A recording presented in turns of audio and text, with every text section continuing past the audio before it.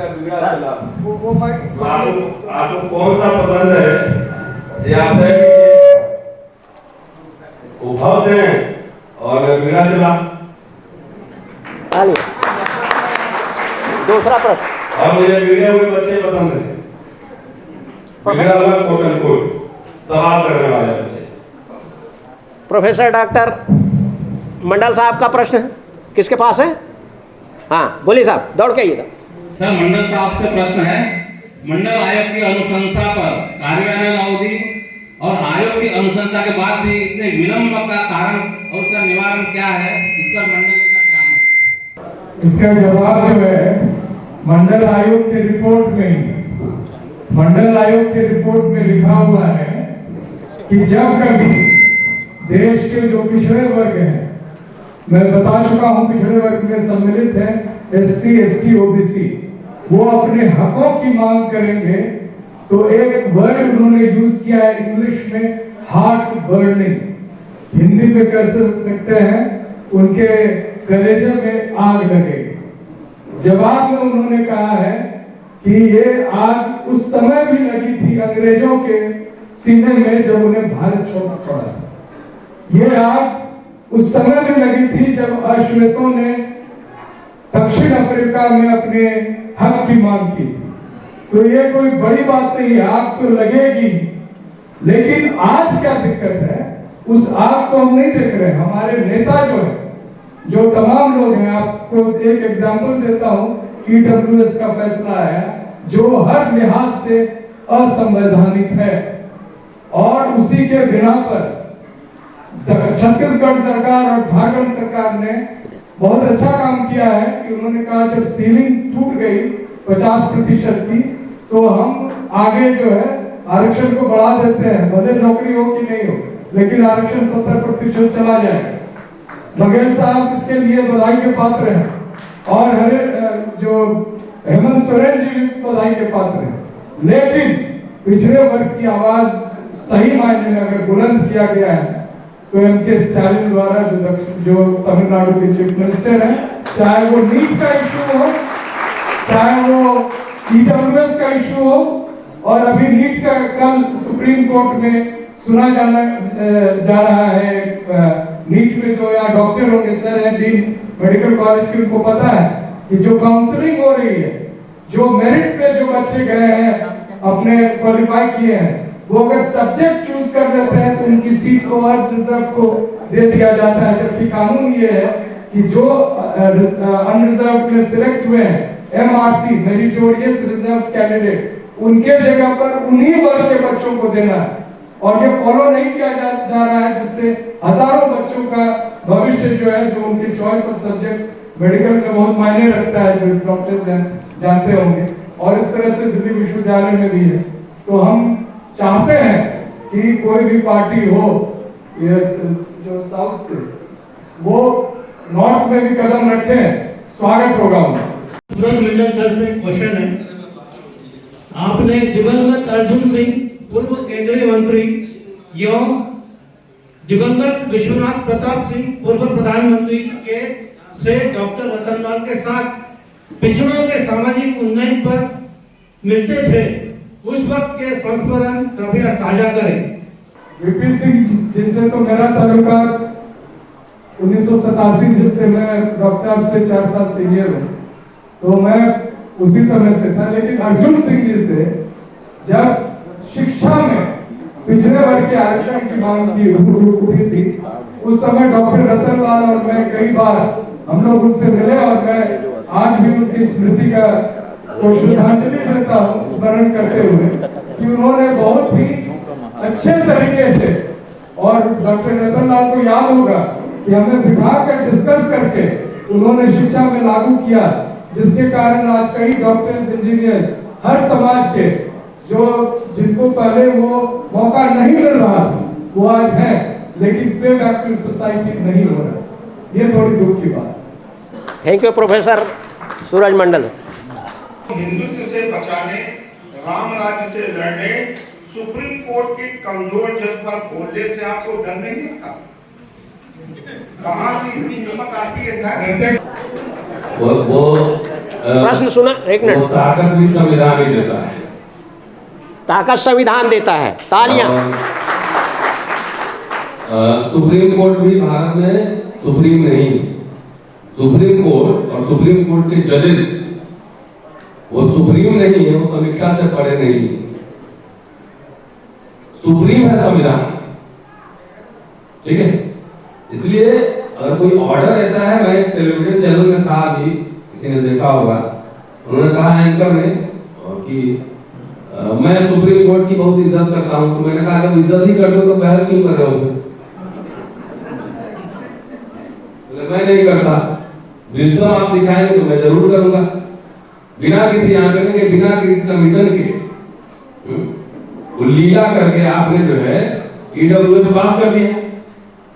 पहली बार जाति के नाम पे आया है ईडब्ल्यूएस। बैकवर्ड क्लासेस हैं ओबीसी, बैकवर्ड कास्ट नहीं, और बिना किसी आंकड़ा, डेटा, कमीशन, कोई डिमांड नहीं, कुछ नहीं, कोई आंदोलन नहीं, सरकार जो है, और जितने हमारे नेता भी थे भांग पी के गए थे संसद में उस दिन, हमारे मेंबर ऑफ पार्लियामेंट में जो है सोशल जस्टिस बोलने वाले, वो भांग पिए हुए थे, बगैर पढ़ के, बगैर समझे हुए। कॉन्स्टिट्यूशनल मैंडेट क्या है? 48 घंटे के अंदर पास हो जाता है, और सुप्रीम कोर्ट में 3 को से उसके वो भी पास हो जाता है। कभी सुप्रीम कोर्ट ने या किसी ने पूछा कि देश में अनटचेबिलिटी खत्म हुई कि नहीं? देश में जिनको कॉन्स्टिट्यूशनल राइट दिया गया था 70 साल में मैंडेट पूरा हुआ कि नहीं? कितने कैबिनेट सेक्रेटरी बने हैं, कितने वाइस चांसलर हैं? तो ऑल आप डिसीजन देते रहिएगा तो क्या होगा? मैक्सिमम क्या होगा? फांसी में लटक जाएगा ना, और क्या होगा? इसीलिए मैं कह रहा हूं ना कि हमारे पास बहुत बहादुर लोग चाहिए ना, बहादुर बुद्धि से। एक बहादुर होता है सामने गड्ढा है और जाकर उसमें गिर जाना बहादुरी नहीं बोलता है, बुद्धि विवेक की बात है। बहस कर रहा हूं मैं। अब एक मेरे केस में जज साहब ने जो ऑर्डर दिया बहुत ही दिलचस्प। वहां किसी जगह पे हाई कोर्ट के चीफ जस्टिस हैं, अम्बेडकर जयंती को उन्होंने भाषण दिया था लंबा चौड़ा, इंडियन एक्सप्रेस में बड़ा लेख छपा था। मैंने वही निकाल के ट्वीट कर दिया कि जज महोदय कभी पब्लिक डोमेन में बहस कर लेना, न्याय प्रक्रिया पे हिस्टोरियन हूं, आधा लॉयर हूं। ये डरने की बात नहीं। कोई अच्छा ही बात है, आप में से कोई बता दे कि मैंने कोई राष्ट्रद्रोही बात की है? आजकल तो सब पे देशद्रोही का लगा देता है संघी भाजपा वाला सब। मैंने कभी संविधान विरोधी बात की? तो फिर डरने का, जिस संविधान के अंडर में सुप्रीम कोर्ट का जज काम करता है, उसी संविधान के अंदर तो हम ही काम कर रहे हैं। डरने की बात। शुक्रिया, धन्यवाद, धन्यवाद। इस प्रश्न का जवाब मैं भी दे देता हूँ। छत्तीसगढ़ से ही गए थे और ट्वीट किया था, जिसके आधार पर इनके विरुद्ध एफआईआर किया गया था। और जब ये ऐसा लगने लगा कि इनकी गिरफ्तारी होगी और रात को फोन पे जिससे बात हो रही थी, मैंने, अब मुझे चिंता थी कि शायद गिरफ्तार नहीं होना चाहिए इस समय, तो मैंने इनसे आग्रह किया कि आप उस पर एक तरह से उसको विड्रॉ कर दीजिए या माफी मांग लीजिए। तो इन्होंने साफ इनकार कर दिया। इन्होंने कहा कि ये गलत संदेश जाएगा हमारे पूरे समाज। मैंने कोई गलत बात नहीं की, उन्हें गिरफ्तार करने दीजिए। और जो इनके बेल ऑर्डर है, जैसे ये जज मलिक साहब हैं, जाट समुदाय से हैं, उन्होंने जो जज दिया 2 दिन बाद वो रिटायर कर गए, उनका जो बेल ऑर्डर आप लोग जो पढ़ सकते हैं जरूर पढ़िएगा। अगर मुझसे कहेंगे तो मैं व्हाट्सएप से भेज दूंगा। धन्यवाद, धन्यवाद। मतलब एक बात और मैं क्लैरिफाई कर दूं, नहीं तो गलत संदेश जाएगा। हाँ, देखिए, मैं इतिहास में पीएचडी, सुनिए साहब, तो मैं तो कहता हूं बगैर रेफरेंस पेज नंबर के नहीं कहता, और कहता हूं तो कन्विक्शन के साथ कहता। दिन जमाना ठीक नहीं है तो सोशल मीडिया में हीरो बनने के लिए साथी जो लोग लिखते हैं, जो मैंने अनबल लिख दिया, उससे थोड़ा बचने की भी जरूरत है। इतिहास की व्याख्या मैं कर सकता हूं ना, ऑथराइज्ड हिस्टोरियन भाई, पीएचडी से दिल्ली यूनिवर्सिटी से किया हुआ, 25 साल पढ़ा दिया। तो खास तौर से युवा साथियों को कह रहा हूं, हीरो बनने के चक्कर में आप कुछ लिख देते हैं और केस हो जाता है, तब आप कहेंगे कि रतनलाल बेहुआ तो मैंने गिरफ्तारी थी। तो थोड़ा सा अभी सिस्टम ठीक नहीं है, लोगों की भावना छुई मुई हो चुकी है, किसी बात में आहत हो सकती है, बड़ी सावधानी बरतें जी। यदि दलित व्यक्ति शासकीय सेवक आर्थिक उन्नति नहीं करता है या अपनी गरीबी से संतुष्ट है, सेफ जोन में रहना चाहता है, इसका मतलब हम उसे मनुवाद का समर्थक समझेंगे, आपके मतलब समझेंगे? मेरी इस पे राय उल्टी, सबको सर्टिफिकेट बांटना ठीक बात नहीं है, ठीक है। अब मान लिया नाम है रामकृष्ण, तो क्या कीजिएगा, नाम तो ट्रेडिशन से ही आता है ना, और सबको सर्टिफिकेट बांटने वाले हम होते कौन? दुनिया तो मानने वालों की है ना, आस्तिकों की है, नास्तिक बहुत कम है। तो आप उनके घर कुछ नहीं दीजिएगा तो कुछ न कुछ तो मानेगा ही ना, और सब कुछ मनुवाद कैसे हो गए? गांव में छोटे छोटे कस्टम रिचुअल खीर पूरी बनता है, तीज त्योहार के नहीं होते हैं? ब्राह्मणों के आने के पहले यहाँ पे हड़प्पा सभ्यता में नहीं होता था क्या? प्रकृति की पूजा नहीं होती थी क्या? तो सब कुछ ऐसा नाम क्या है? राम माता मनुवादी नाम है। अरे पागल, मतलब ऐसे समझाओ लोगों को,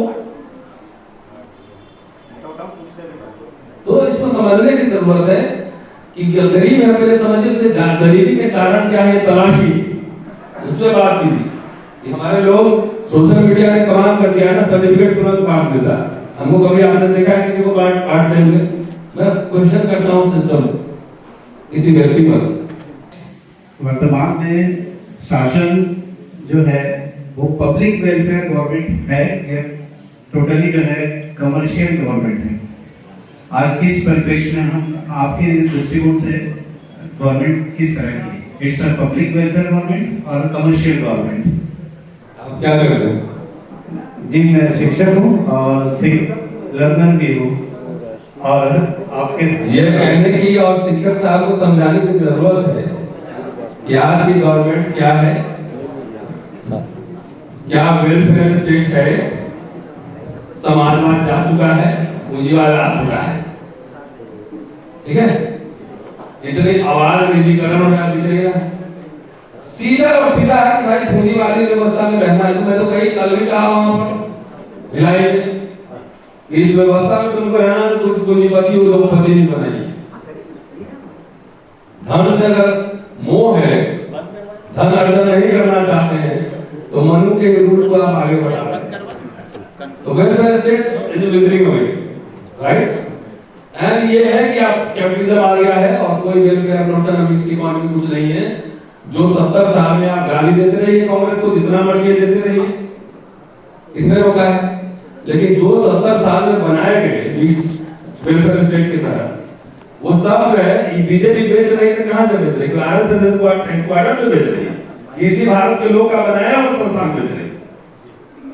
अब इसी में इसका जवाब शुक्रिया। रतनलाल साहब से मेरा क्वेश्चन है कि जाति व्यवस्था तोड़ने के लिए कोई नया योजना है क्या? आप मेरा YouTube चैनल नहीं देख रहे? नहीं देखा? मैंने लगातार कहा है कि जाति तोड़ने फोड़ने में मेरी कोई दिलचस्पी नहीं। सर हो गया सर। सर मेरी बात समझ रहे हैं? सर इधर से जाति तोड़ने का क्या मतलब? आप आपस में भेदभाव न करें, कोई अवसर मिले तो उसका इक्वल डिस्ट्रीब्यूशन करें, यही जाति तोड़ना है। बाकी जाति जो बनाया है जिसने, जब तक वो जाति तोड़ो आंदोलन वो नहीं शुरू करेगा, तब तक आप एनर्जी चाहे तो बर्बाद कर रहे हैं। मेरी बात समझ रहे? आपस में दलितों की भी कई जातियां हैं, तो आप आपस में भेदभाव नहीं कीजिए। खाना साथ में खाइए, आपका बेटा बेटी किसी और साथ कास्ट में शादी करना चाहता है तो आप उसको मत रोकिए।